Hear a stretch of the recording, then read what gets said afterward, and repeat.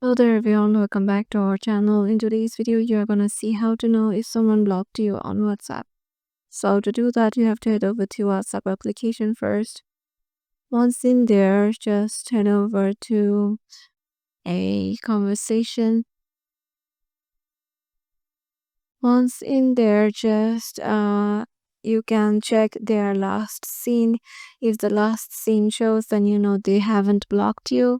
And check their photo if their photo is available on your wall. And the third thing you can do is check their profile. If the profile is still available on your side, then you can know they haven't blocked you yet. But if it's not available, you can know they might have blocked you.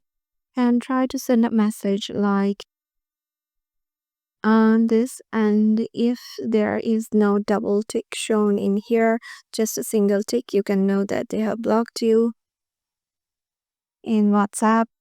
And if you try to call them in here, the call won't go through, or it will just show calling. So yeah, these are the ways you know they have blocked you on WhatsApp. Hope this video will help you out, and we'll see you in the next video.